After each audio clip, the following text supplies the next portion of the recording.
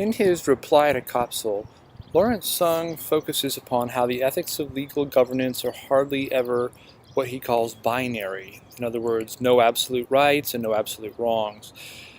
Can patent rights frustrate certain behavior that may have its own moral imperative, he asks, such as low or no-cost access to a particular medical treatment?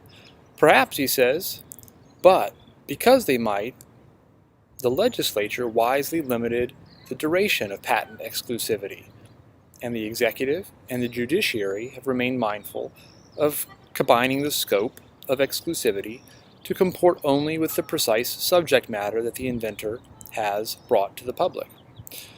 He also asks, can equivalent mode of innovation and the public knowledge of such innovation occur without patent protection? Again, he says, perhaps, but only if the inventive resources universally adhere to the pristine principles of robust collaboration, prompt publication of reliable data, and open access to research tools and materials.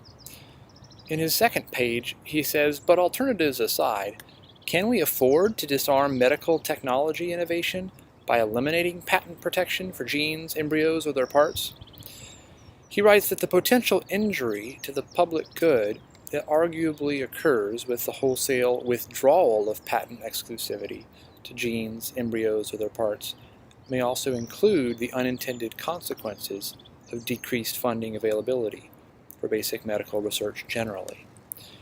So, he says, is there any common ground? The patent law, he says, like laws generally, is meant to be a dynamic system that reflects our shared moral and ethical values.